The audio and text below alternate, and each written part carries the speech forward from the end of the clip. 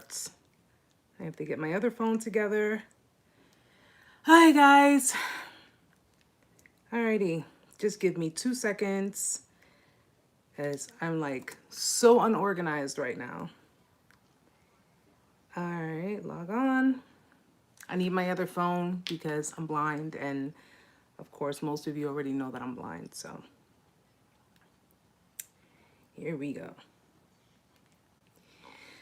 Okay, let me just catch my breath for a quick second. I know I'm late, guys. I know I'm late, and I have good reason for it, but I know my lives usually are supposed to start at 8 o'clock. Today, I was running a little late. I had so much going on, and oh my gosh. So I know people will eventually come in, and of course, people who can't make it to the live will watch it on the stream. So my hair, my goodness. I'm just like so unorganized today, guys. It's just crazy. Not too unorganized because I got my notes. Okay, so. All right. Hey, Gilbert. I'm feeling great. Actually, yes. Good news, guys. I got my results. Magnificent. Welcome, sweetheart. Yes, you made it. Well, you made it. I'm the one who's late this time. But I got some great news. My test results came in. I am COVID free. I am negative.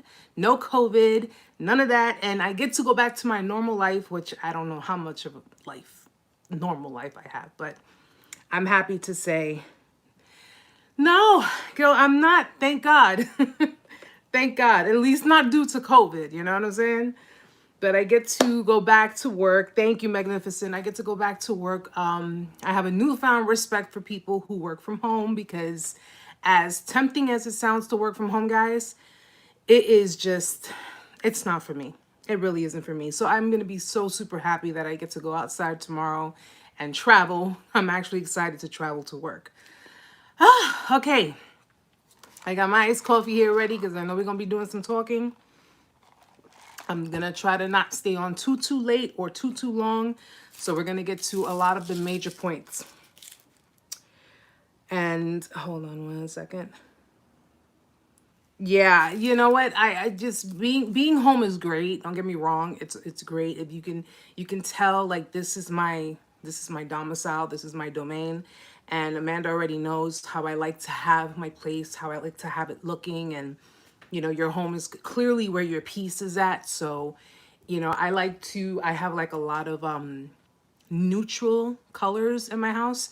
You know, I have some burgundies, browns, golds, and things to that effect. It just like represents my personality because it's like very, very, very neutral, very calm, very relaxing. That's how I am. That's how I like to be. So I definitely try to keep it up. Yes, it is, Gil. Home is definitely where the heart is. So let's get into it, guys. First things first. Welcome to Intuitive Vibes, Narc Survival 101.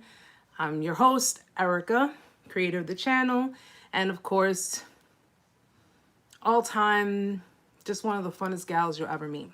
If you're new to the channel, stick around. You might hear something you may need to know. You might hear something pertaining to your situation. And of course, go through some of my content. If you find it to be helpful, resourceful, please be sure to hit the subscribe button and, you know, just glance around. And if you do decide to stick around, be sure to tune in with the rest of the Vibe Tribe.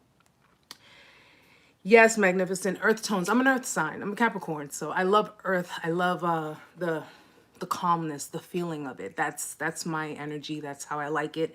Unfortunately, I attract people who like to suck the life out of me, but that's a whole nother story. And yeah, it's definitely a good atmosphere. It's a good feeling. And I love it the way it is. So guys, recently I did an audio clip on the Narcissistic Collapse. I was very compelled to do that clip because I know that there are a lot of people who have been through narcissistic abuse. There are people who are going through it. So if you have been through it or you are currently going through it, narcissistic collapse, just to give a little quick recap, is pretty much when a narcissist fails. When they fail in getting what it is they want, when they fail in, you know, manipulating you, no longer no longer having this game played. You know, you decide to take back your power and you decide, no, I'm done with this. I'm over it. Just go your own way and I'm gonna go mine. Most narcissists will go into narcissistic collapse due to their like being surprised that you are just, you're done. You know, you went from, I love you, let's work it out, I want to be together, I want to do so much together, you know, I can change, things can change, all of that, you know, begging, pleading, all of that, to, you know what, I don't need this nonsense, I don't need this BS, that's what you want, just go for it, I'm gonna go my own way. Because the reality of it is, guys, if you dealt with a narc, their key thing is, of course, is to get reactions out of you, and it's to get you to feel a certain kind of way. Okay, because narcissists, they listen, their fuel is that validation. Okay, it's that validation. It's you giving them the idea of, you know, I want you, I want to be with you. You know, they keep pulling, you keep, you know, trying to pull back. And of course, when you stop doing that and you decide that, you know what, you're just not going to do it anymore, what happens? They're like, oh crap, wait, what the heck just happened? That didn't go the way I planned for it to go. And not only did you not play the game anymore, but you decided, I'm going to do something better. I'm going to go in my own direction. Okay, I don't have to shame you. I don't have to do any of these things. I'm going to go in my own direction, do my own thing, and you continue doing whatever bullshit it is you're doing over here. Okay, that's what you want. You can have it. It can have you. They never really intended on you doing that. They didn't really intend on you going back, you know, retreating. They didn't intend on that. They intended on you to continuously, you know, come after them, chase after them. They wanted you to continuously contact them. They wanted you to continuously play the game. The reality is that what you decided to do was not only not play, but you decided to get up from the table and just take your king or your queen, because they, you know, try to play you like you were a pawn. You know, we notice on the chessboards, the pawns are the little ones that are just basically, they're dispensable. They, you know, they can always be pretty much sacrificed. That's how a narcissist looked at you. They looked at you on that board of chess, you were a pawn. That's all you were. And the reality was you were a king, you were a queen, and it just took a little bit for you to realize that. It took a little bit for you to understand that. And it's okay, because sometimes it takes us time. You know, we may not realize it, we may not understand it, but it does take us time to realize it. Now, which I'm very proud of you guys, by the way, for all of you who have managed to get away from these types of people and who have managed to do one of the hardest things that is known in the psychology world, is known to men, which is break free from traumatic bonding, because your relationship with a narcissist was based on trauma. It wasn't based on love. Okay, maybe for you it was, because you had feelings, you had emotions, you had sympathy. Unfortunately for them, all it was just a way to get validation, a way to get supply, a way to feel good about themselves, because of course you were, and don't take this the wrong way, because it's not intended to be obviously given the wrong way. You were stroking their ego. See, what you were doing was you were continuously, you know, you were adoring them, you were admiring them, you were in love with them, you were feeling, you know, you were caring, you were all of these things. But what you didn't realize what was being done was, because you didn't know they were a narc. How the hell would you know if they're a narcissist? You wouldn't know.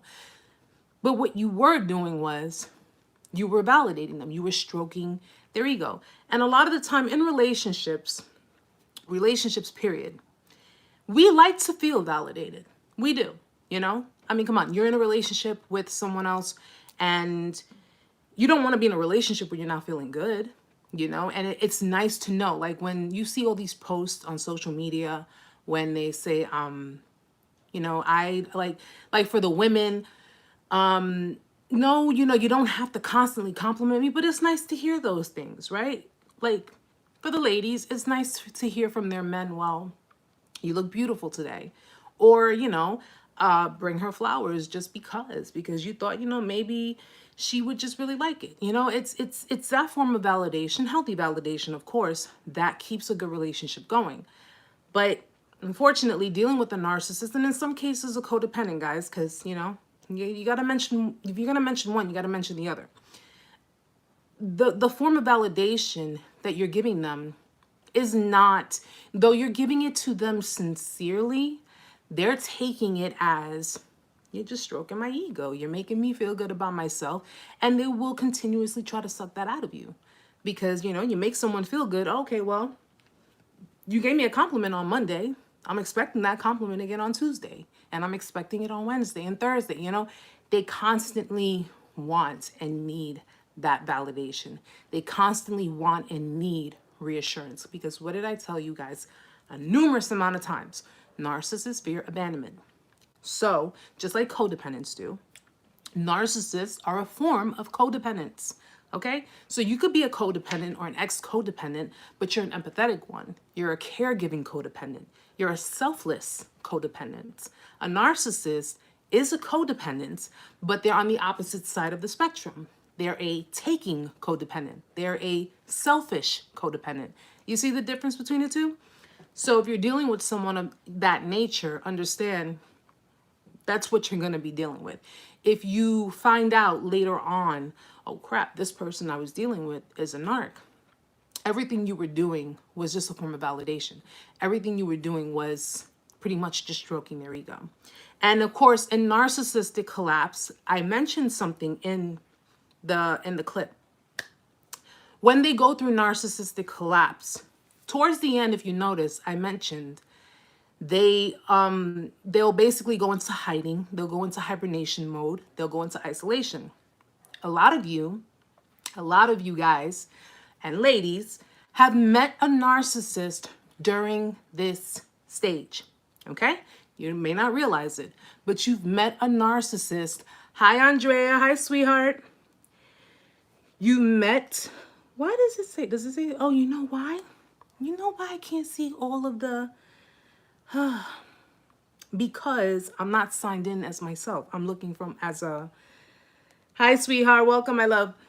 But a lot of you have met a narcissist during this stage. You have met a narcissist when they maybe just came out of narcissistic collapse, you know, because what they'll do is to feel good about themselves. We know they use people for supply, right? So if you met someone who came out of narcissistic collapse, they're basically now at that point, they're trying to rebuild. They're trying to rebuild themselves. And the way they're rebuilding themselves is they're using your supply. So if you were that like first bit of supply that they came across right after coming out of isolation, out of hibernation, and they've managed to, you know, use you for whatever they could use you for, you were pretty much that like stepping stone. You were pretty much like the beginning of like coming out of hibernation. You know, you were the one that they were like, okay, I'm going to use this person to make myself feel good, to feel good in whatever way I can that benefits me, that you know, just works for me, because they're just now coming out of, it's kind of like coming out of retirement. I don't know, like, you know, if someone goes into retirement and they're like, all right, you know what, I'm ready to come out of retirement and I'm ready to go back out there and just start working again. That's the same thing, like, as it is with a narc. If you met someone in this stage, and again, a lot of you probably have, you probably just met a narcissist or were dealing with one that just came right out of hibernation, and you're just saying this, you know, sitting there and saying to yourself, what the hell did I do, you know, when I was being nice to this person? And oh, by the way, if you guys caught my little clip, a message to the narcissist, yes, that was my message to them on behalf of survivors. So, you know, my mouth, I can get really, you know, really emotional with it and really kind of bold with it. But that was a message given out of conviction. Did you? You know what? I'll tell you. Thank you. Amanda says the same thing. Listen, guys, I get very emotional when I hear about situations like this. You know, I get emotional, and it's not even me going through it, but I feel your pain. Like when you guys go through it, whether you're dealing with family, you're dealing with, you know, romantic relationships, I know what you're going through. I feel that pain. And it irks me. It irks me to the point that, it's like, you know, good people don't deserve that. Good people don't deserve to be treated that way. You know, I mean, come on, like, I understand there's shitty people in the world, but seriously, like, you got to really step over other people. And, but yeah, guys, I'm sorry, I'm trying to keep track of everything here.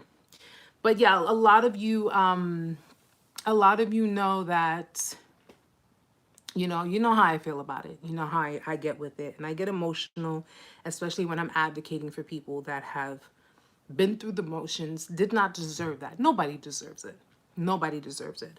And as much as, you know, like I said, I don't side with narcs, but they truthfully didn't deserve the abuse they got either. Now, as they got older, they had choices. They chose not to really take care of that and really deal with that or really handle it in the right way. So that's, of course, on them.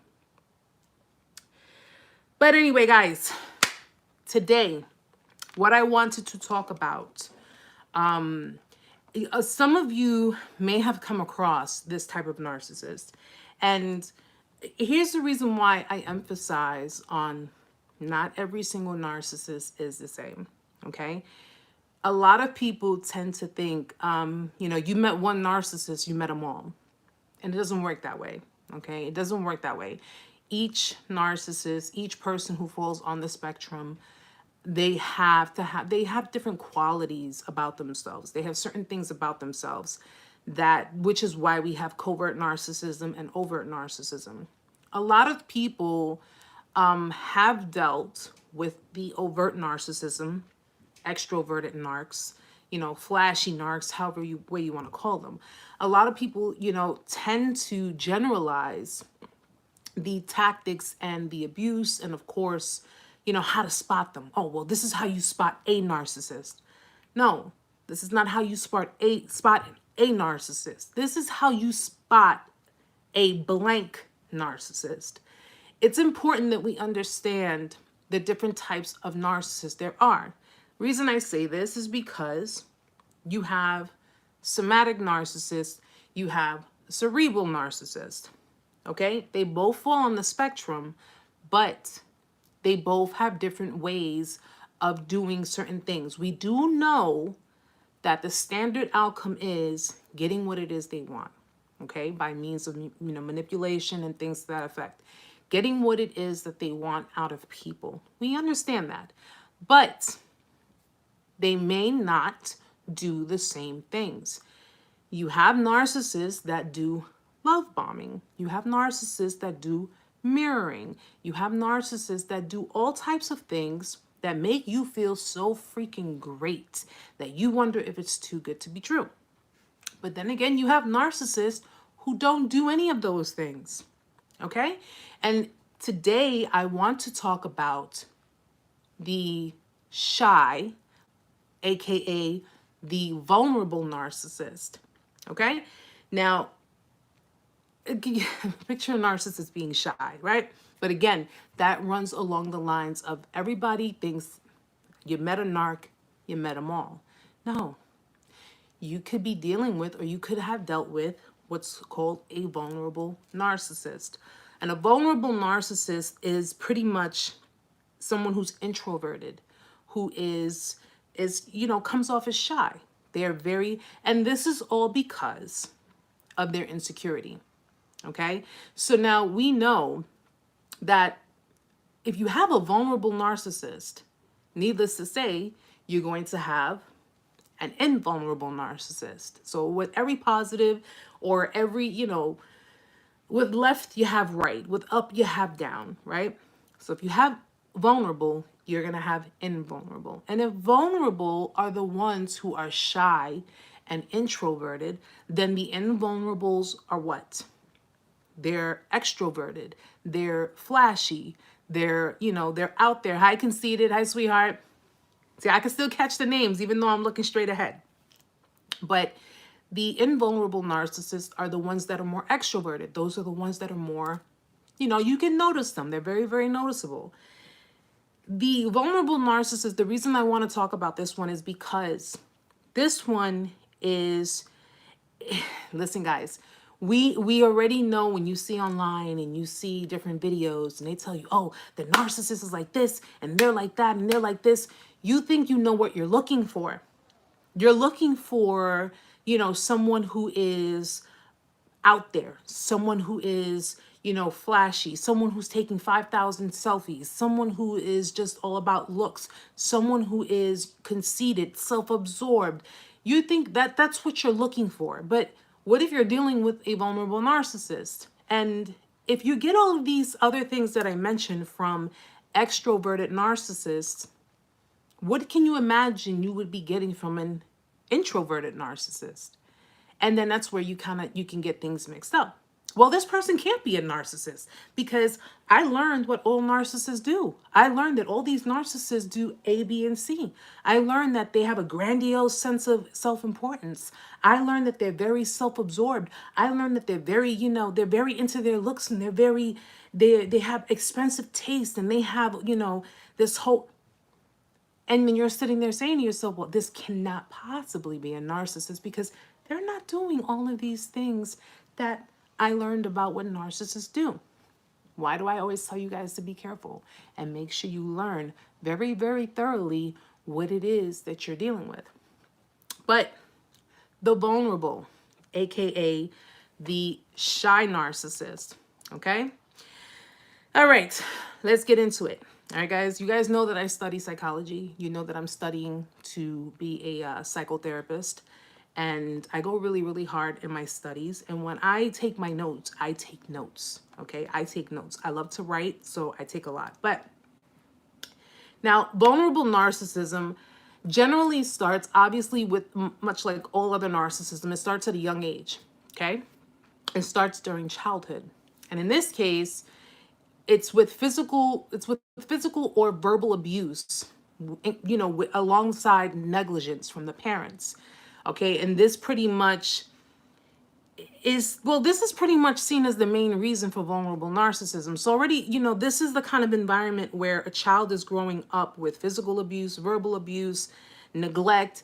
Their self-esteem is completely torn down. They feel just completely useless, completely just helpless. Andrea, thank you. Yes. Yeah. Oh, yeah. If you didn't know, girl, yes, I'm studying. So hopefully I get to be licensed. I'll be one hell of a therapist. I'll be your not so average therapist. We'll put it that way. People look at me, they look at me like I belong in a tattoo shop. And I'm like, no, I'm studying psychology. So go figure, right? But these are people who grew up in this type of environment. So their parents pretty much just tore down their self-esteem, tore them down completely from a very, very young age.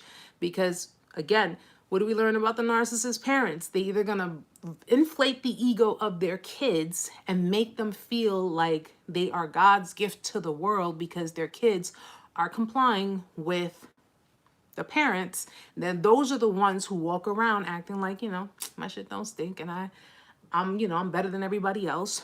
Those are the extroverts.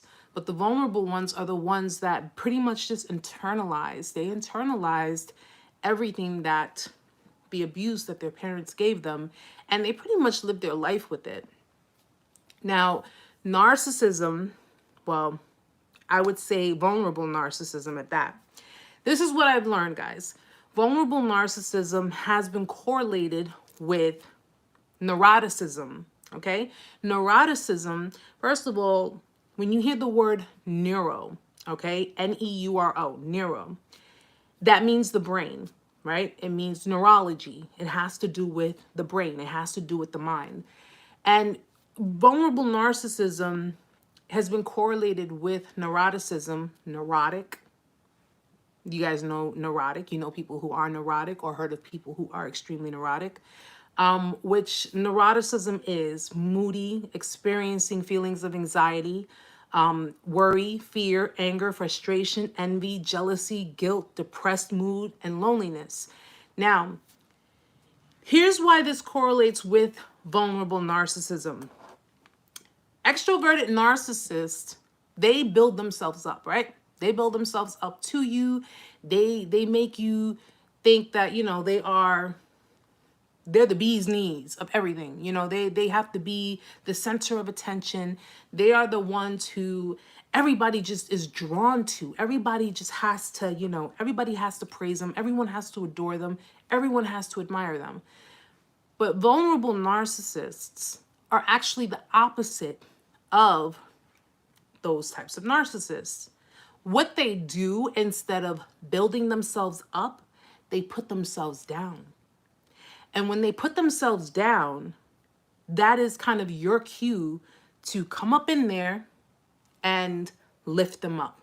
So they'll come off as the vulnerable type of people. They'll come off as the, you know, I'm a modest kind of person. I'm just kind of shy, you know. I'm not too flashy. I'm not this, I'm not that, you know.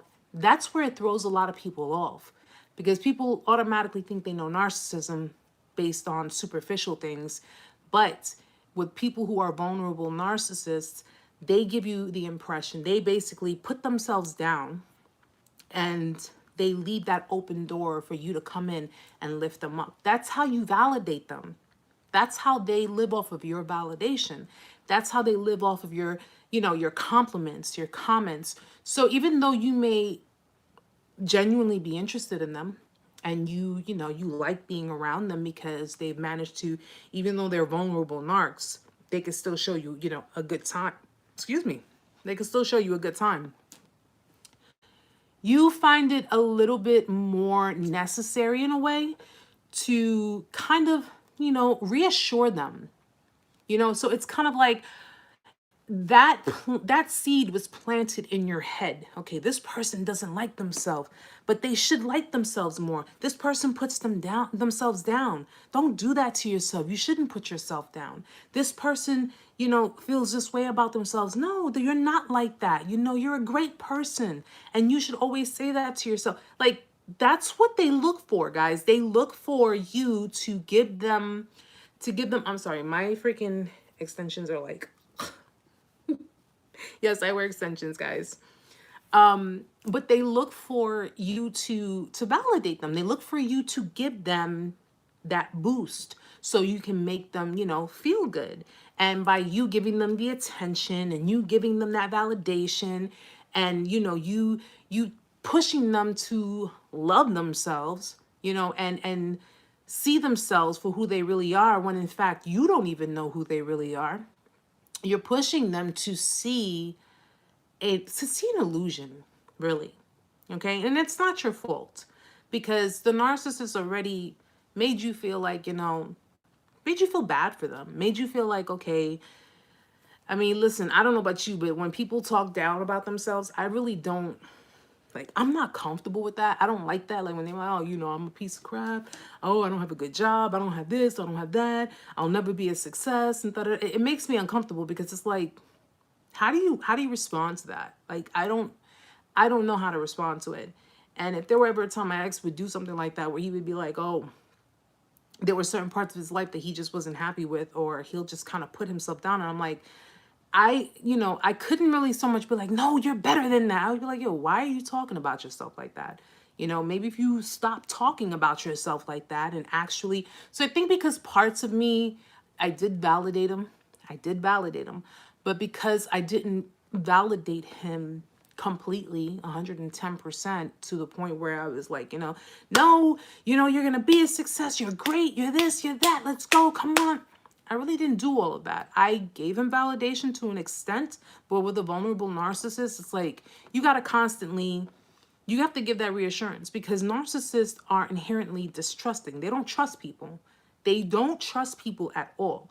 Like, they will, like, any little thing, they'll question it. You know, their paranoias kick in, and it's like, and you're left sitting there to wonder, what the hell did I do now? What is wrong with you now? Why I'm sitting here having a freaking shrimp, and you're looking at me like I just screwed your best friend. What is the problem now, you know? But unfortunately, that's the mindset they live with. Now, vulnerable narcissists are extremely highly sensitive to criticism. Now, we know all narcissists don't like criticism, right? We know regular people, a lot of us don't like criticism either. You know, something, who wants to be criticized with something? Seriously. But you learn to deal with it, because part of accepting criticism means that you're evolving. You are willing to accept, like me, for example. I'm a baker, right? I bake on the side too. And I have to take constructive criticism because, you know, it's part of what makes you better. It's part of what helps you, you know. So you can feel some kind of way about it, but if you think about it, okay, yeah, this person made a point. They made a good point. Yeah, you know what? I'll take that into consideration.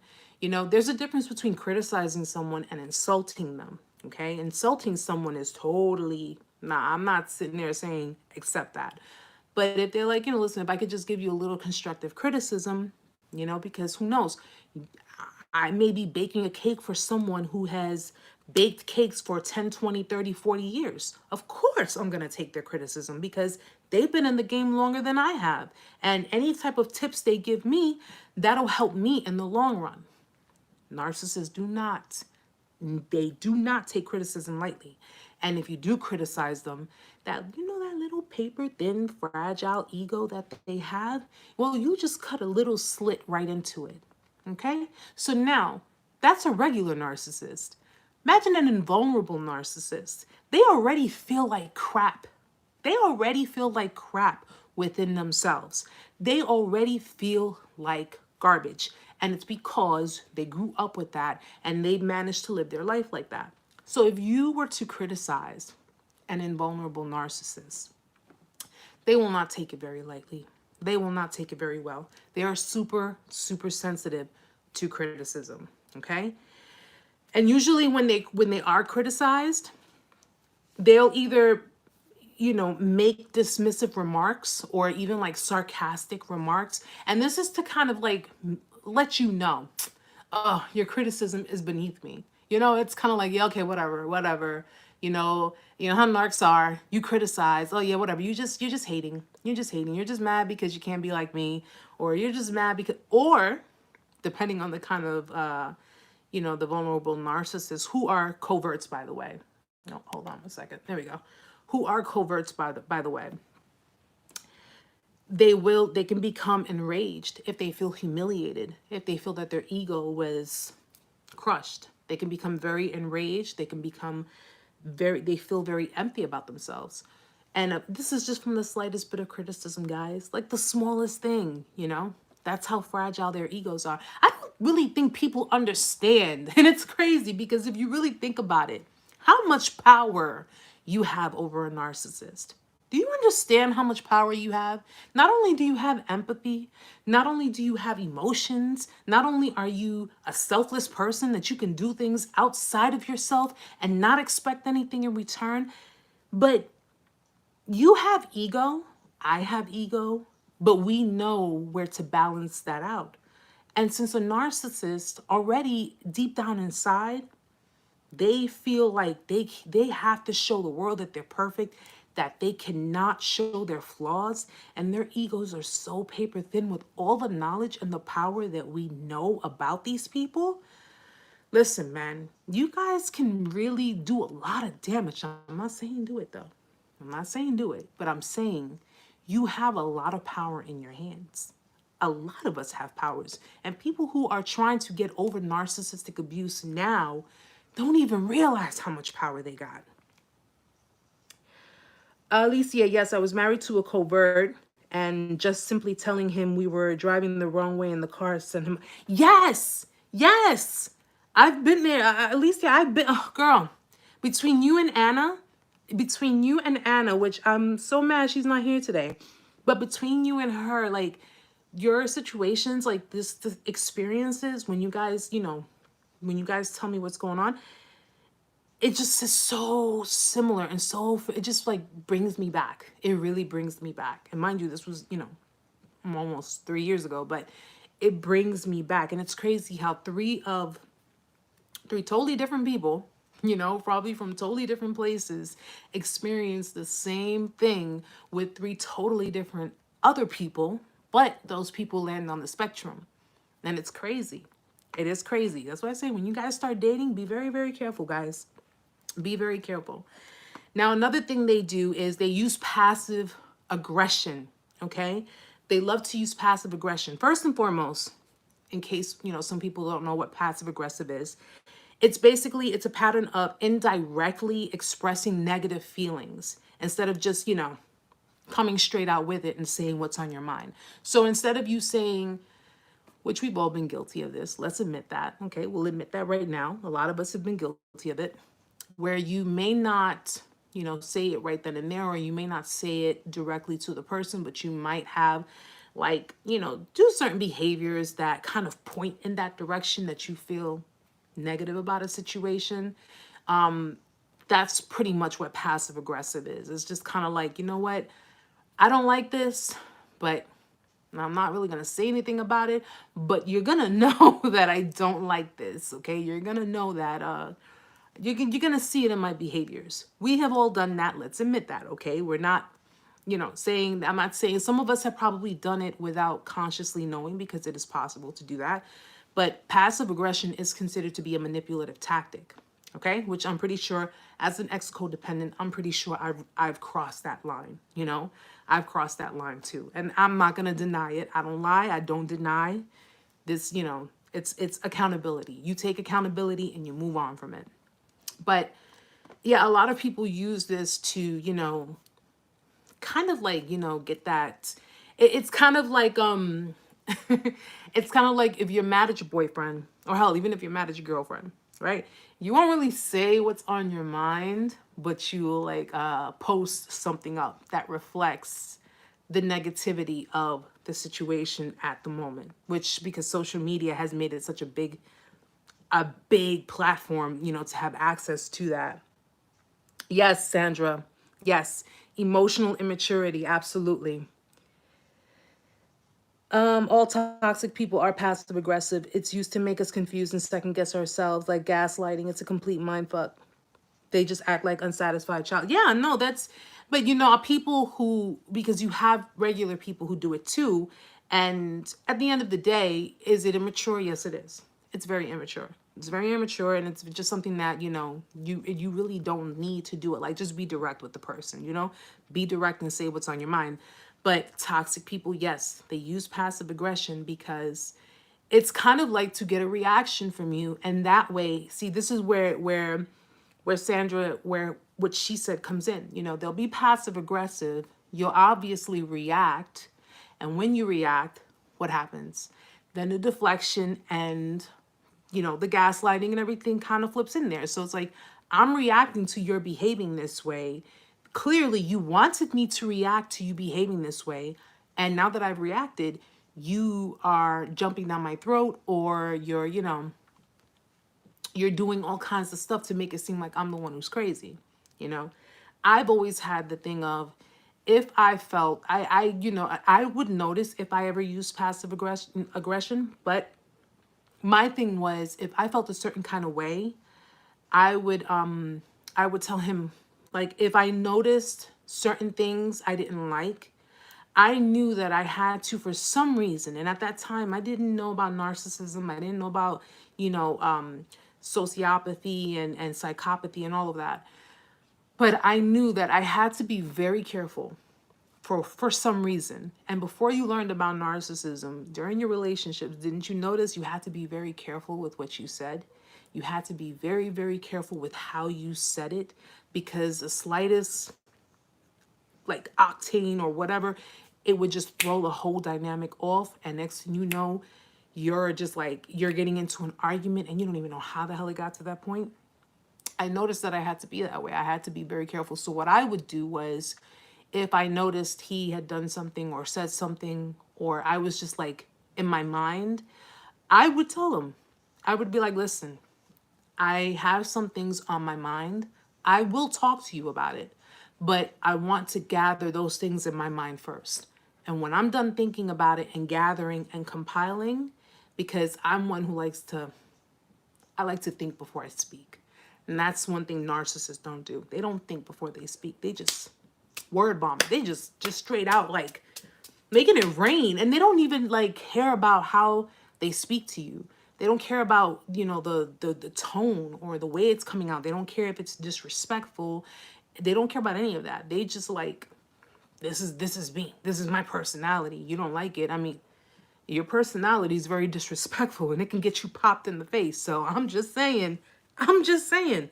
But I would tell him, before we go further and before we discuss anything, give me some time. I need to just configure some things. And I don't think he was used to that. I don't think he was used to someone actually thinking before they speak. I think he was used to the constant fighting. Like he was used to those rah-rah girls, like those kind of girls that would be like, oh, you know, F this and that, and blah, blah, blah. And that would give him a reason and justification for him to come and snap back. But you see, I'm not like that. I refuse to be one of those girls. I'm not gonna be in your face, with my hand in your face, like, yeah, you know, and getting all stupid. I wouldn't do that. Yes, Amanda, diarrhea of the mouth. A lot of them have that. And unfortunately, they don't think about the consequences. They really don't think about the consequences. So I took my, like, based on my other relationships, I took that approach. I would think about what I'm gonna say. So I just need a few minutes to myself, and I need to think about what I'm gonna say, because I don't want to come out saying something, meaning something, because you know what you say, guys, just you have it in your mind how you want it to come out, but that doesn't mean they're going to interpret it that way. And when you're speaking to a narcissist will flip and twist everything around. They twist everything around. You know, you could sit there and say, you know, I don't understand how you chose our anniversary to go and hang out with your friends. What they heard was, that's what you said, right? I don't understand how you chose our anniversary to go and hang out with your friends. What they heard was, I don't want you to be with your friends. That's what they heard. That's not what you said. You understand?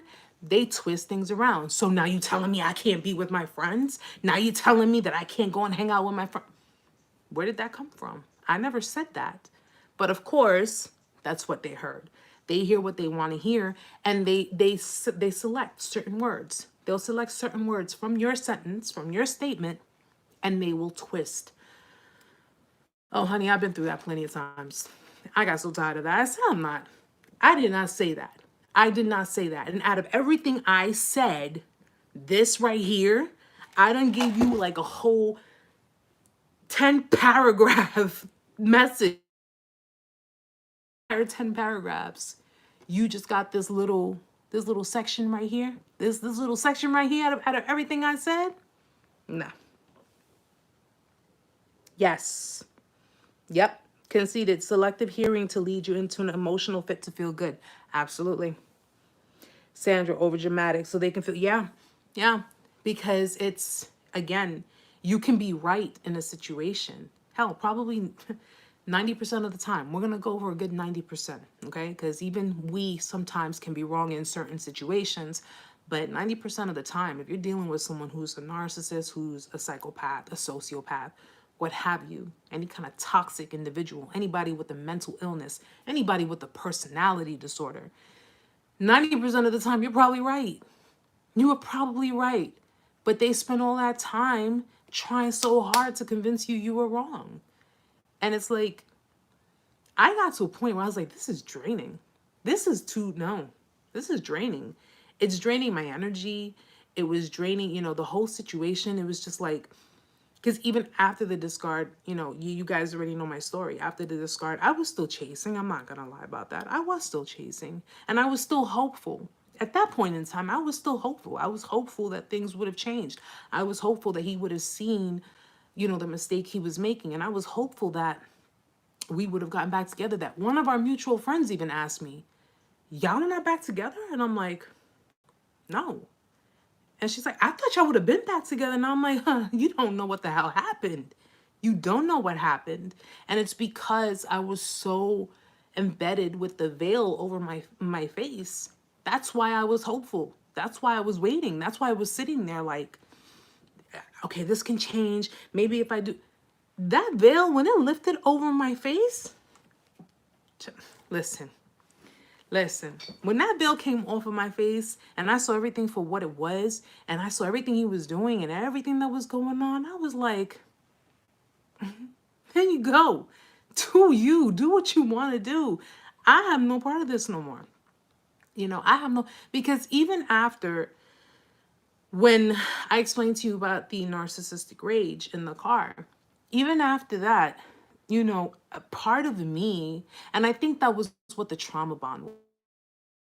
I think that's what the trauma bond was. It's like that addiction. It's like that hold, because they, you know, that trauma bond has a hold on you guys. It really does. And part of me was like, that's not him, but that's not the man I fell in love with. That was something else. I don't give a damn if it was the devil himself. No, no, no. When that veil came off and that trauma bond was cut and those ties were cut, I was like, what the hell was I thinking? What was I possibly thinking? Conceded. Once I figured out it wasn't real, my veil fell to the floor and I left it there. Yes, yes, you do. You leave it there and you leave it right where. And you know, the crazy part is, Conceded, I managed to go to areas where it at one point triggered me. They triggered me. And you would think to this day, like, everybody's different, everybody's healing is different. The only thing I can say I do right now, because it's not so much a trigger to where I would get like emotionally distraught and hurt, and you know, I avoid certain things because I don't want the anger to rile up in me. That's why. I don't want the anger. So like, we have, for example, we have mutual friends. We don't have each other on social media, obviously, but we do have mutual friends on, like, say, Facebook or Instagram.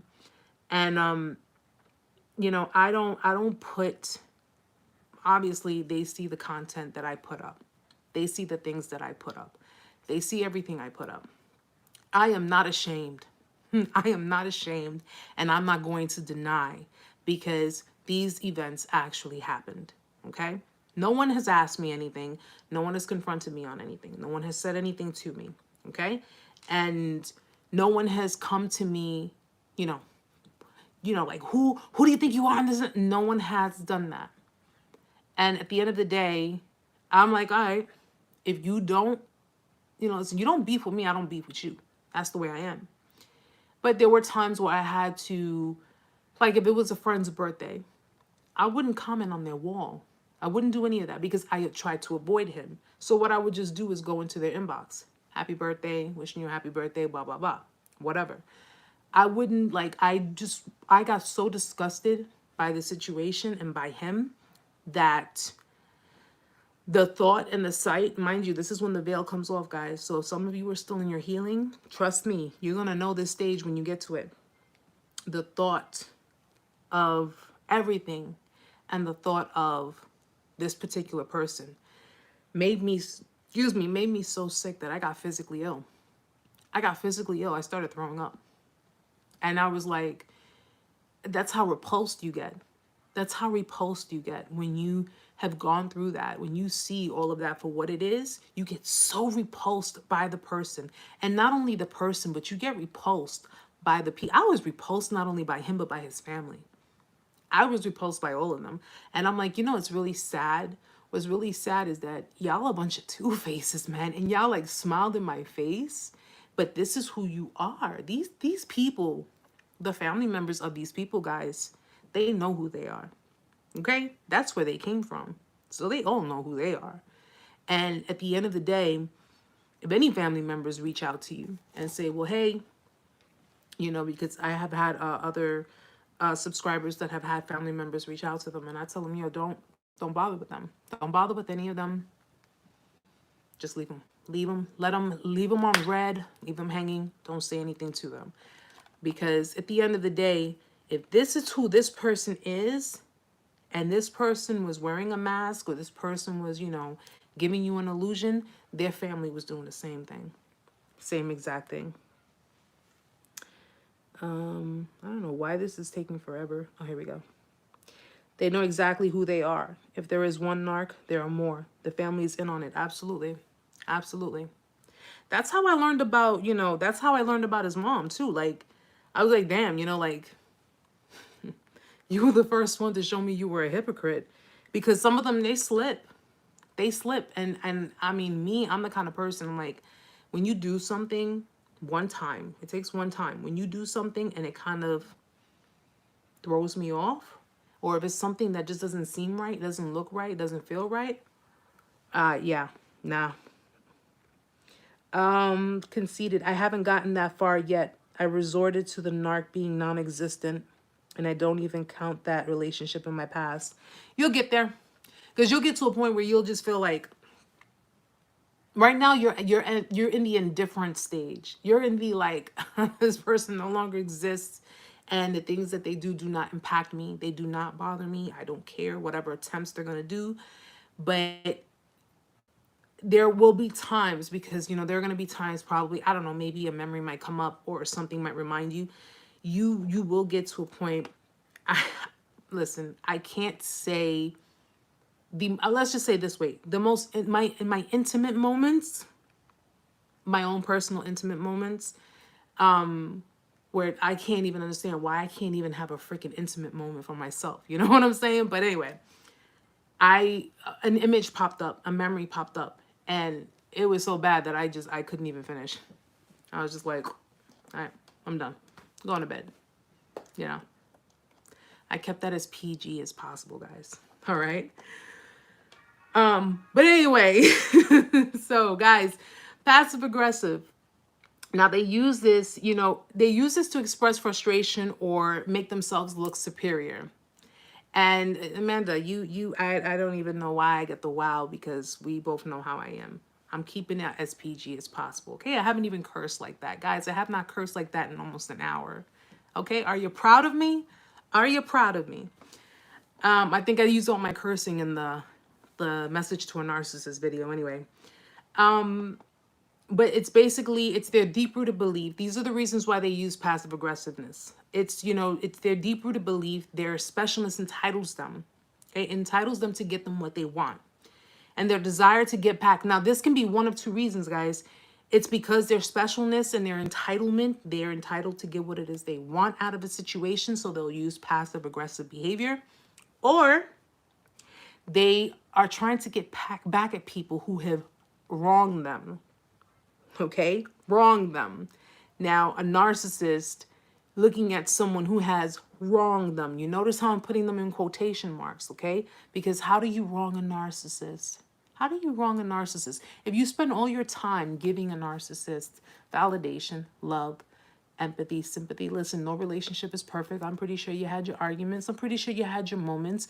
And we all have a little bit of insecurity within us. So we're not going to take away from the obvious. All right, let's just keep the obvious there. We, have our insecurities. We have our feelings and our thoughts. But when you've wronged them, what have you done? You have taken back your power. You have decided not to feed into their nonsense. You have stood up for yourself. You basically told them no. You told them no. You rejected them. That's how a narcissist looks at being wronged. They look at, you know what, you're rejecting me. You're telling me no. You're not doing things the way I want them to be done. You're not listening to me. You're not following me. You're not doing anything that I tell you to do. That is wronging them.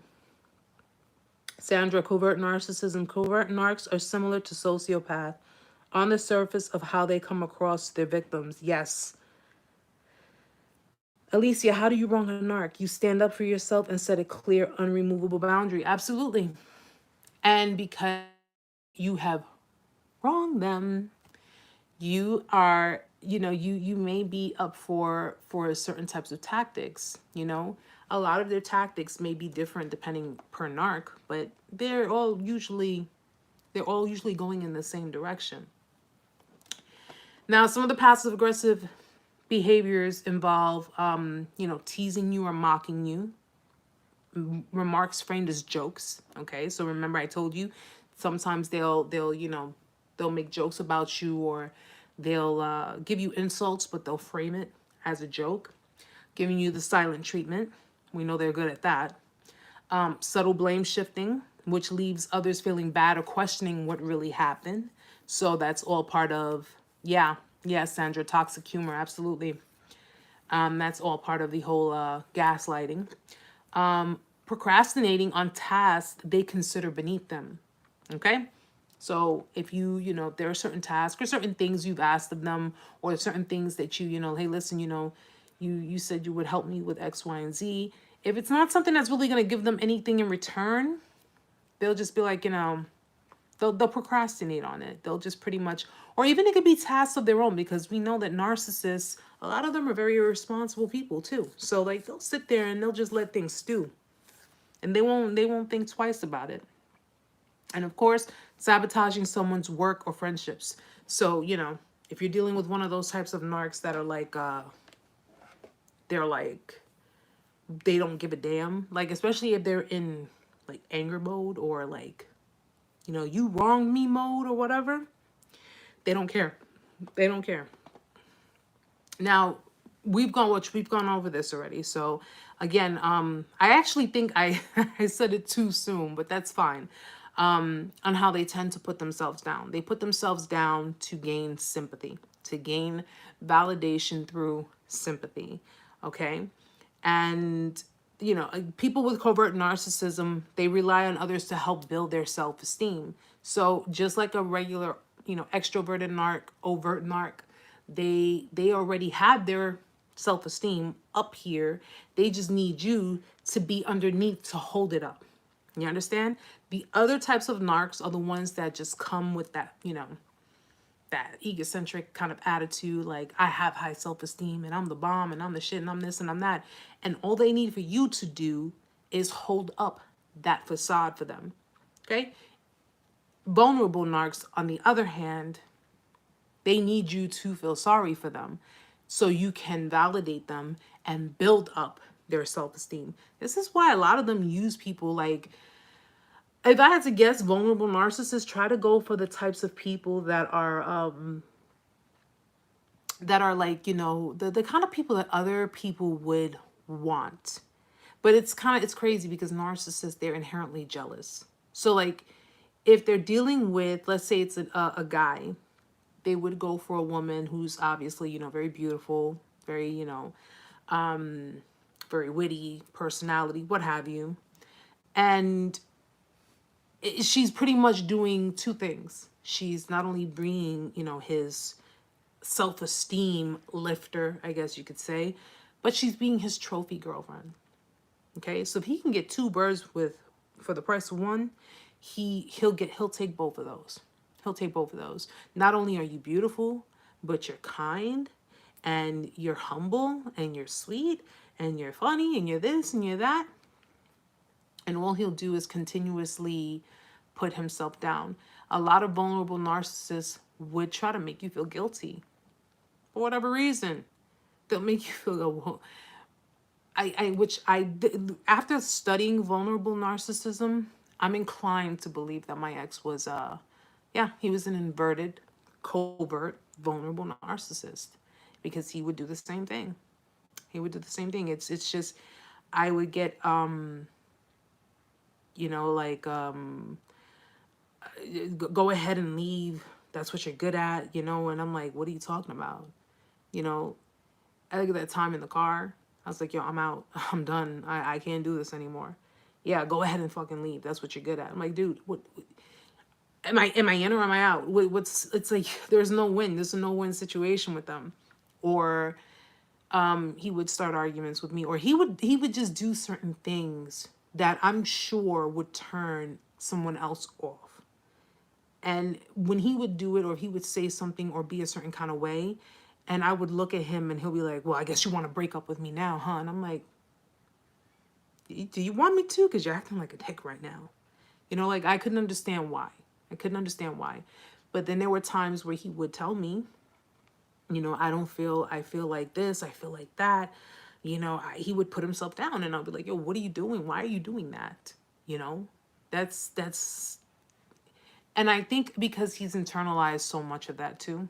You know, I don't make excuses for him because at the end of the day, what he did to me was really, really messed up. But I think he internalized a lot of the abuse, especially because he attracts women. First of all, I approached him. Let me get that straight with you guys, okay? He didn't, I mean, listen, did I meet him online? Yes, I did, okay? But I was the one who approached him.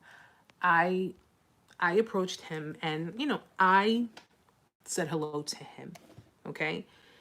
It was not the other way around.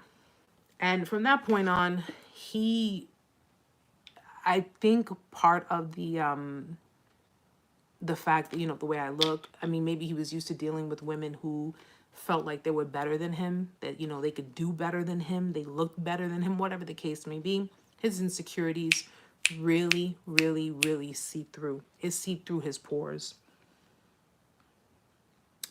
But isn't that part of the gaslighting and also part of the smear campaign? What is Butch? Hold on, guys. You know me. I keep dealing with this with my damn phone because I tried to charge both phones at one time. But Butch, what is? I hope my phone is charging. I hope it's charging. Just clarify because I know I touched a few different things.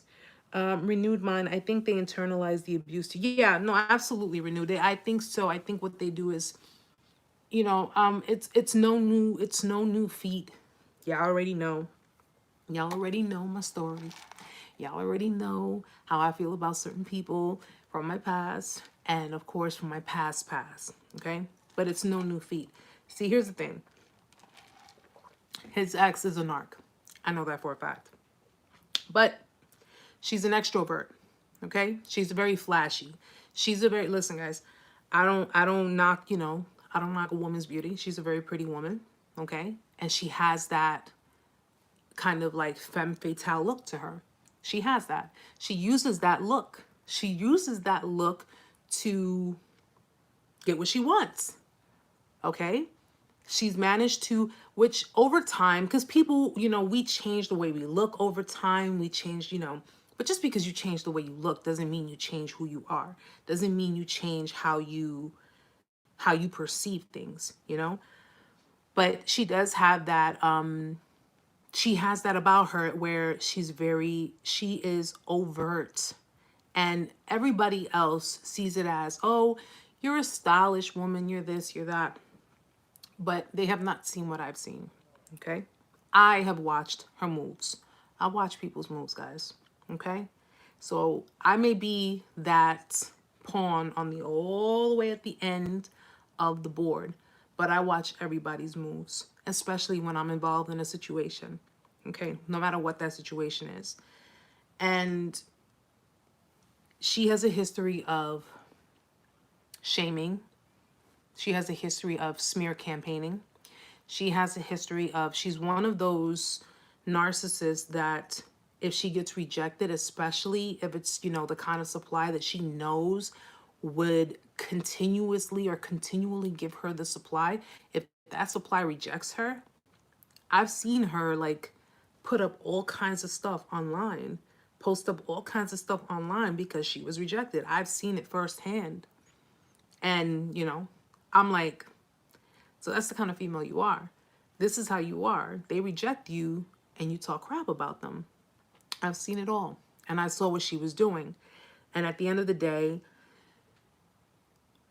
she emasculated this dude to the point where he didn't feel like a man. He did not feel like a man. And I had to deal with that. I had to deal with that. So because of what another female did to you, because of what another female made you feel like, I had to be the one to deal with that.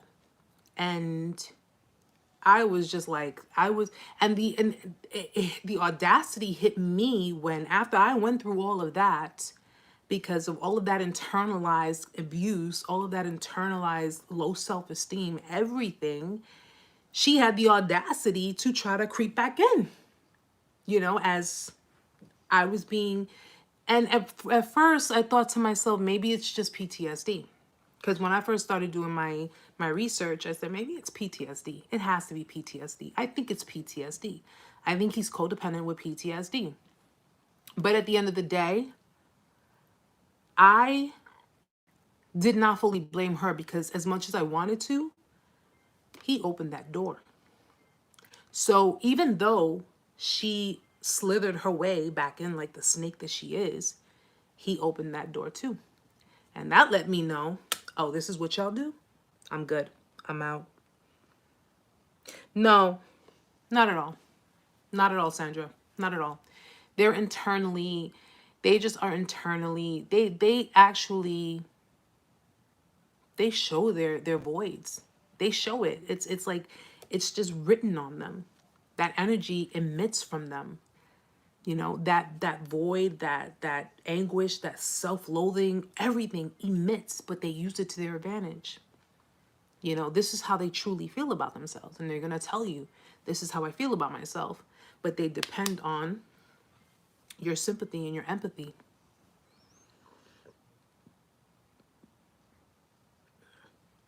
Melissa, as most gals, having a natural maternal nurturing way can be pursued by vulnerable narcissists. Being so insecure and competent, we can feel, oh, let me help fix and make them feel better to take advantage. Absolutely. Absolutely. Sandra, the female narcs are toxic masculine. Narc men are toxic feminine, just immature. Yes. Because the male narcs are usually the ones that resent their mothers. And that's where that imbalance within their femininity. Because guys, we got masculinity and we got femininity. Male narcissists are generally, a lot of the time, narcissists who resent their mothers. Therefore, they end up dealing with females that are a reflection of their mothers. So if their mom is that narc, they're going to be in relationships with females like that. And the only reason why you went through it and that other female didn't go through it was because two toxic people, they don't last long. They don't last long. They're like, oh, well, screw you too, and they go their own way. But when you got one toxic person and one empathetic person, one person who's the caregiver, who just wants to be loved and wants to give love, that's what forms that trauma bond between you and, of course, another toxic individual. Female narcs are the same way. More than likely, father was a rolling stone. He bounced, and, you know, it is what it is. Unfortunately. That's why a lot of these females nowadays, a lot of these females are all about money. They're all about status. They're all about, you know, just getting opportunity, being opportunists. A lot of them are like that because they were not properly taught. You know, this is why every child needs that equal balance with their parents. They need mom, they need dad. They need both of them to create that balance. Mom cannot teach her son how to be a man, but she can teach him how to have emotions and how to be a loving person and how to treat a good woman, you know, and vice versa. It's always that equal balance that the children or the child needs in order to be able to, you know, and of course, healthy attachments in order to be able to get up in the world and actually expand. It's just their disconnection between mind and body, hence the lack of self-awareness and sense of self. The mind is logical and masculine. The body is feminine and emotional. I mean, it's, you know, at the end of the day, it's just that, it's that imbalance. It really is that imbalance. And I think what a lot of us empathetic, emotional beings need to do is we need to even out that scale. We need to start learning, you know, when they say you could bring your heart, but take your brain with you. You understand? Your heart can be treacherous. Your heart can basically lead you in the wrong direction. Your brain, on the other hand, is basically like, listen, you're going this way, but the sign says go this way, so you need to go that way. You know, your heart is like, but it looks so pretty over there and the sun is really shining over there and it's so dark over here. Like, why would I want to go in that direction? But the sign is clearly saying go in that direction. It's for a reason. Butch, so what is the best remedy for PTSD and codependency in your opinion? Well, in my opinion, the best thing to do first is, of course, seek professional help. A lot of people try to do this alone, and I'm not going to say they're not successful because I don't know everybody's story. I will say though, if you are in a very deep rooted, if you're in a deep hole of codependency and PTSD, it's best to do it with professional help. It's best to do it with that. Start with that. And then when you can, you can utilize therapists, you can utilize psychologists or psychiatrists, whichever route you go. You can start with it, and over time, you can wean off. Because if you start, like, if you're doing like, as far as codependency, my codependency, I managed to just learn to be by myself. I managed to learn to love myself for myself. I've managed to do a lot of the things that I wanted to do for myself by myself. And I didn't need to be with anybody to do it. Codependency can be hard to break because you're so accustomed to being in certain dynamics. You're accustomed to being but the more you get involved with yourself, the more you start doing things by yourself, you just begin to really appreciate yourself. You begin to really just appreciate your own presence. That's what I started doing. I started getting into painting. I started getting into crafting. I started getting into writing. I started getting into a lot of the things that I knew, the talent I knew I had, but I never did it before. And the reason I never did, if you notice, you don't do things like when you were in relationships or in certain dynamics, and you didn't do a lot of the things that piqued your interest, but you were like, no, because you were too busy focusing on your relationship and focusing on everything that you ever wanted to do that you never got a chance to do while you were in that dynamic. Start doing it now. Start doing it now. But do it on your own. You don't need to do things with other people. You can, but you don't need to. Part of breaking codependency is being reliant on yourself, okay? Being with yourself, enjoying your own company, enjoying your time by yourself. That's part of breaking codependency. I used to need friends to go places. I need you to come here to go with me here. I need you to come with me here. I need you to come with me there. In my relationships, I was very clingy. I was very anxiety ridden. I was very, insecure. I was like, you want to be with your friends. You don't want to be with me. Something's wrong with me. And I had I completely broke all of that. When I went through everything, after everything, I just completely broke free from all of that. I said, no, I'm not doing this. I said, what is this doing for me? This is doing nothing for me but giving me more anxiety, giving me more, depression. And I just couldn't do it anymore. So start doing a lot of the things that you never did before. You want to go out there and, I don't know, if you want to take pictures of nature, or if you want to go on a nature hike, or if you want to, take a road trip, if you want to do something, whatever it is you never got a chance of doing, start doing it, and you'd be amazed. I've become so embedded, and it's just so I just love my peace so much. The quietness, the stillness, not having to answer to anybody, not having to validate anyone, not having to, worry about if someone's cheating on me, if someone's doing this, or if someone's doing that, not have to worry about any of that. None of it. And I have become so accustomed to it that I just stay by myself. I'm like, I don't even, everybody's different. I was like, I think I'll just stay single for a while. I don't, overcoming PTSD, on the other hand, that takes help of a professional. It really does. A lot of people have PTSD, and a lot of people try to go at it alone. They try. And I'm not saying that you're incapable of doing that, but when you're dealing with stuff like PTSD or CPTSD, go to a professional. At least start with a professional.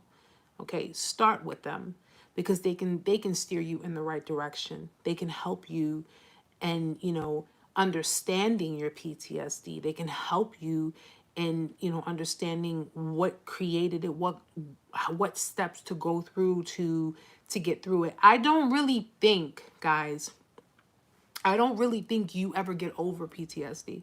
I don't think you do. I think you know how to maybe control it.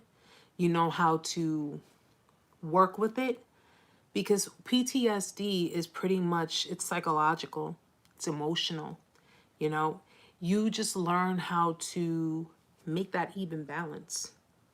You know, PTSD is where it has you like up here and you just have no control because your fears and your anxieties are taking over because you're associating situations with traumatic experiences from your past. That's what PTSD is.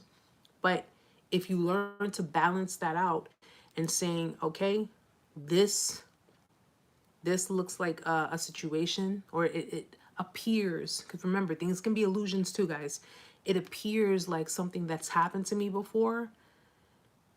PTSD basically makes you jump to conclusions or assumptions, and without knowing the facts, without knowing what's actually going on. That's what your PTSD does to you. PTSD can destroy your life. It can destroy your life, especially if you're not getting the help for it.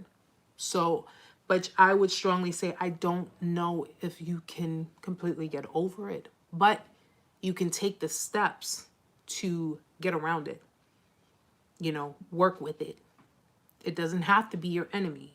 It can actually be something where it could be your friend in a way, where it's kind of like helping your instincts. You know what I'm saying? It's helping you set up the boundaries. All right. I'm not gonna have PTSD. I'm not gonna let it control me, but I am gonna set these boundaries up. It's okay to have boundaries, guys. We all need them.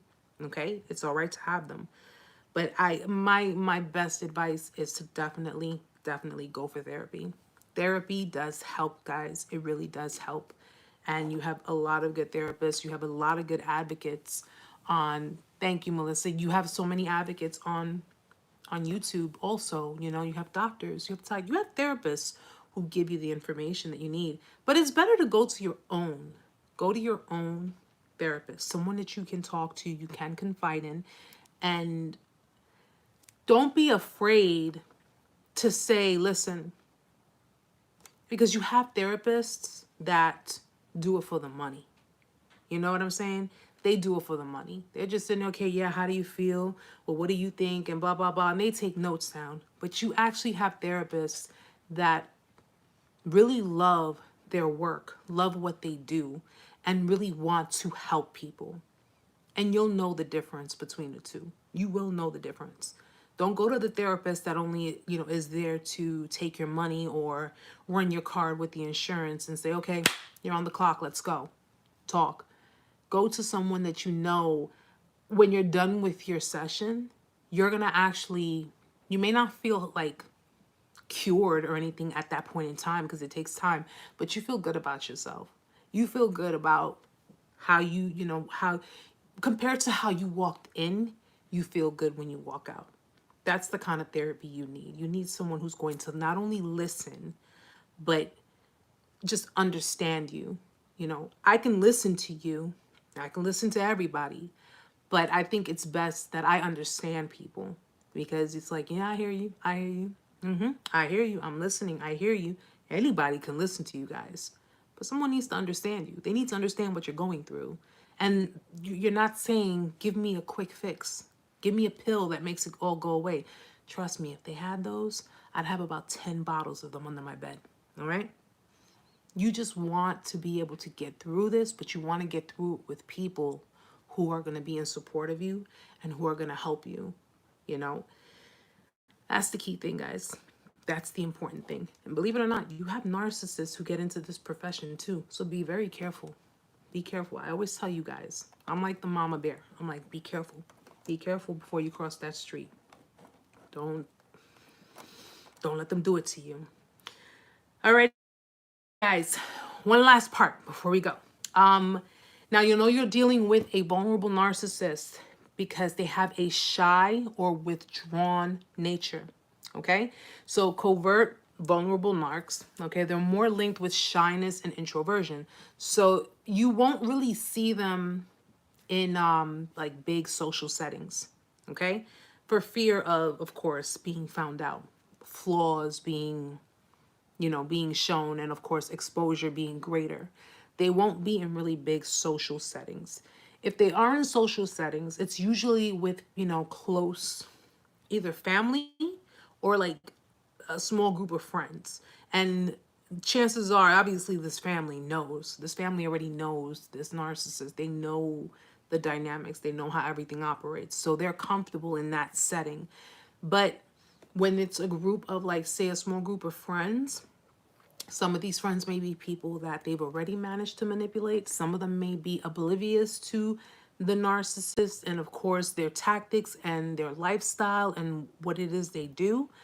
But you really won't see vulnerable narcissists in very open settings, very exposed settings, very out there types of environments.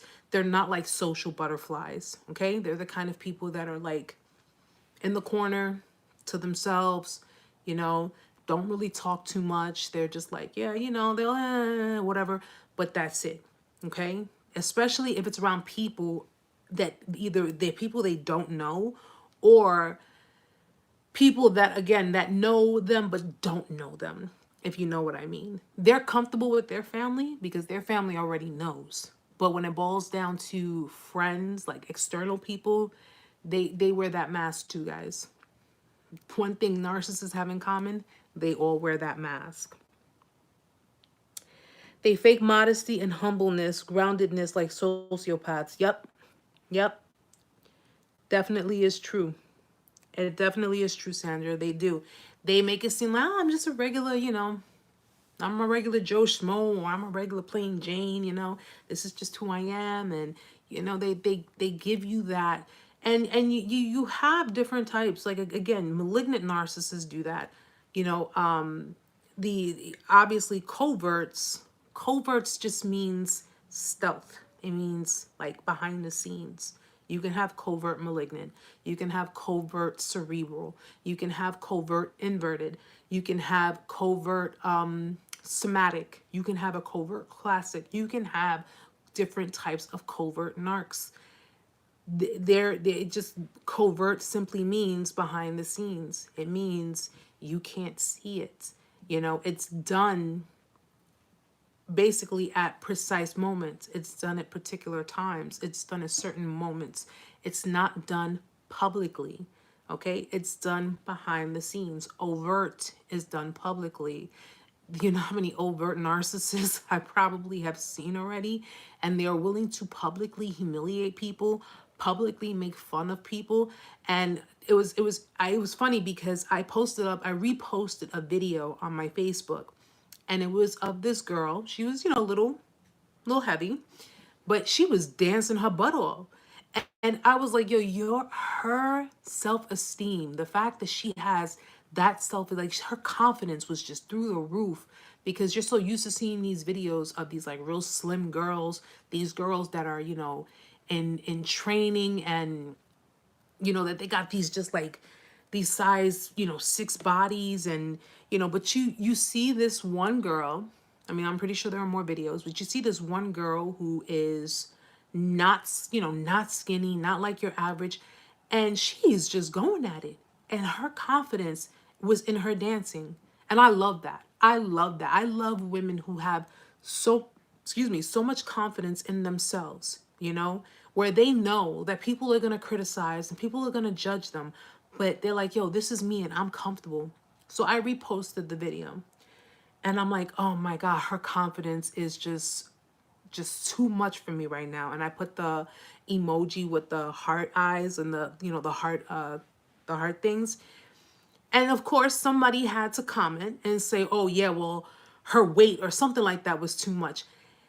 I looked when he did that, I guess he got mad at me that he deleted his comment, which deleted my comment. But the way he said it, I said, well, you know what? That, my dear, sounds like projection. So why don't you fix that? I guess he didn't like it because he deleted it. He deleted it. Oh, Melissa, thank you, my love. Thank you, sweetie. You are very, very welcome. I'm glad. I'm glad you're able to make it. I'm glad you're able to be here. I told you guys, the more I study, the more I'm going to pass it on to you guys. Like, I mean, granted, I got to pay for the classes, but you know what? I give you guys information for free because you know what? You guys deserve it. You guys need it, you know? That way it'll keep you safe and keep you protected the next time if you decide to get involved with someone.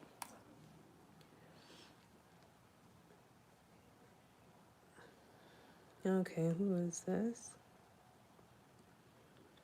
But yeah, yeah, Sandra, it's just, I don't like bullies. I really don't. I don't like them. Like, to me, that's like, you have to bully someone. You have to make fun of someone else. You got to say all of this. And for what? Because you're clearly projecting onto someone else who feels good about themselves, who feels confident about themselves. You're projecting your own insecurities onto someone else. It's not attractive. It's not attractive at all. So stop it. You know, and I have this thing, I'm sorry. I know that I'm going to be going into a very respected field, but at the end of the day, when I see someone that's like that, that's a real bully. My thing is like, your mom didn't hug you enough, your dad didn't hug you enough. I mean, what's the problem that you have to sit here and judge someone else, or you have to shame them, or you have to, make fun of them? Like, don't do that. Do not do that. Bullies are the problems of this world, man. They really, really are the problem of this world. And narcissists are clear-cut examples of that. They are clear-cut examples. Oh, yeah, Sandra. Yeah, absolutely. And that's why I just stay away from people. I stay away from people as much as I possibly can. I will not deal with them and their nonsense. Kids often take out their hatred for their parents onto other kids in school. Yeah, because their parents are clearly psychologically, emotionally abusing them, and because they feel vulnerable and they feel like they have no voice, they can't say anything, they can't do anything about it. The only other way to, to release is to project that onto somebody else. It's just to be like, you're the closest person to me. You're my height. You're my size. I could stand up to you. I can't stand up to my parents. That's exactly how narcs are. That's exactly how they are. They won't stand up to the people who bullied them, but they will hurt the people or put down the people who have done nothing to them. You notice that? That's real coward shit, man. It's a real coward move. You won't stand up to the person or the people who have done all of these things to you, that have created you the way you are, but yet you will project and you will take that out on me, and I didn't do anything to deserve that? Man, where's my cactus at? Because trust me, okay? That's how adults raise narcissists and sociopaths. Absolutely. Absolutely. It all starts somewhere, guys. It all starts somewhere. So remember, when you're dealing with people like this, you are dealing with people who are ripping their parents. Okay? They're projecting their parents onto you. They are pretty much, they're pissed off at their parents or whomever took care of them, and they are taking it out on you. I clearly, in my situation, am the total opposite of his mother and his kid's mother. So because he ended up with someone who treated him just as shitty as anybody else in his family, that made him worse than what he was. And of course, when I came in the picture, I triggered those wounds. I triggered certain things that just made him act like a complete fucking psychopath. I try to refrain from cursing, guys, but I cannot leave the F word out when I'm describing my situation. And it just really opened my eyes. It really did open my eyes. And I'm glad to say that though I took accountability for anything that I contributed, anything that I have done in that dynamic, I didn't do anything to warrant that behavior. Nothing to warrant it. So don't sit there thinking to yourself, this person, had narcissistic rage. They did all these things. What did I do to deserve it? Nobody did anything to deserve that. Nobody did anything to deserve that, okay? That's like the devil just coming to your door. It's like just coming to your door and just ransacking your whole house, robbing you blind. Nobody deserves that. Nobody. Yeah, Sandra. Definitely true. Magnificent. Yeah, no, I'm serious. Like, no, we're not doing this no more. We're not playing games. It's 2021, guys. No more games. No more games. No more guessing. None of that. Okay. There are new victims every single day. There are new victims every single day. And even though everybody's at a different point of their healing, you guys are going to move on from this stage to the next, to the next. There's going to be someone else behind you that is following in your footsteps. Can you believe that? So as you're healing, you're getting on with your life, you're going through your healing, and boom, you've reached the mountaintop. There are still other people that are going in the same path. They're right behind you. And it's so sad. It is so sad.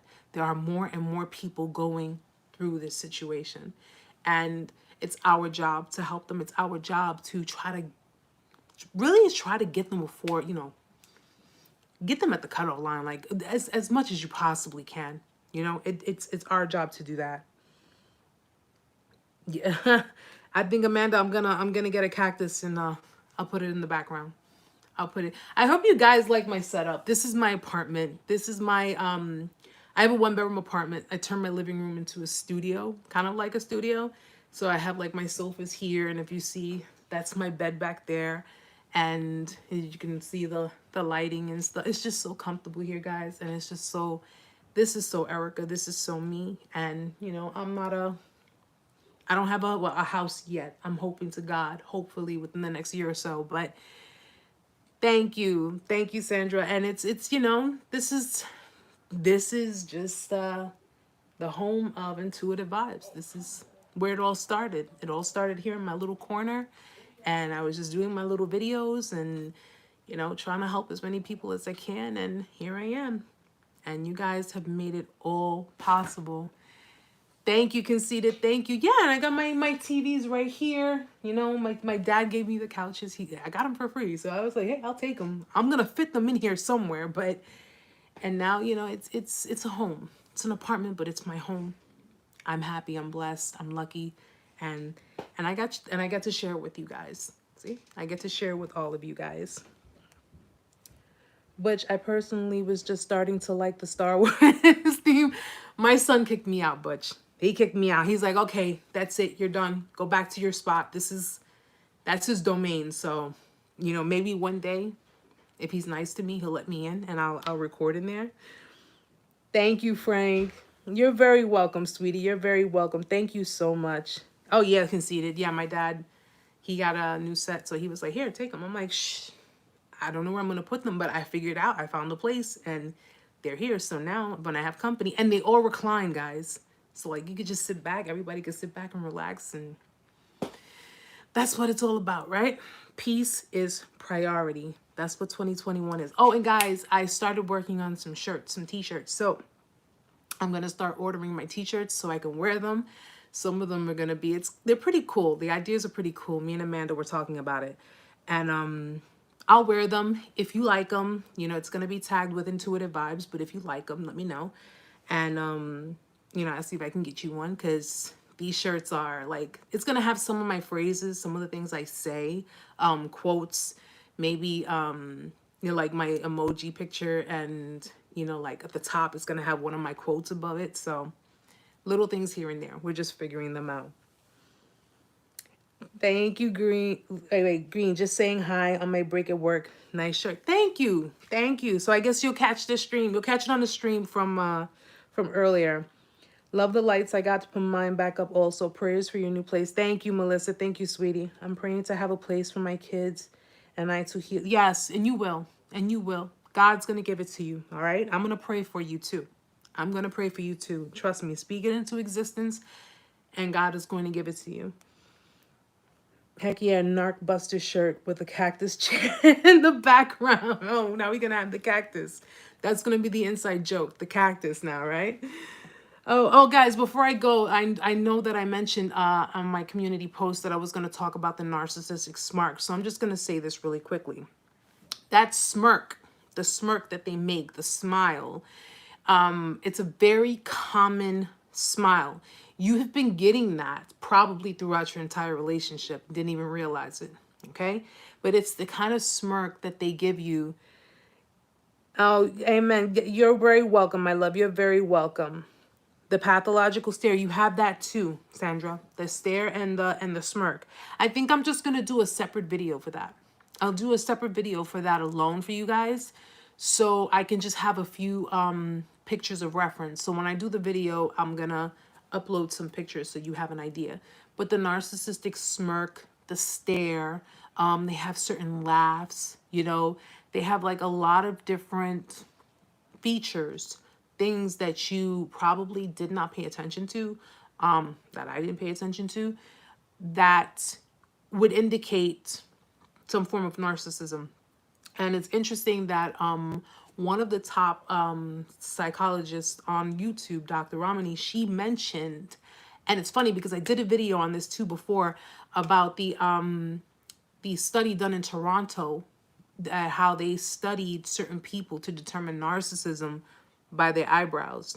Okay, she mentioned that too. Check that video out, because I'm telling you, I mentioned it in one of my other videos and people are like, the eyebrows, are you serious? But of course, I'm a small-time girl, so nobody believed me. But then she mentioned it, and like, oh, everybody now all of a sudden knows about the eyebrows. Yes, yes, Sandra. So I'll do the video on those features for you guys. I'll do a short video on that for you guys, and you know, we can talk more about it next week. I want one with the cactus on. You got it, Magnificent. You got it.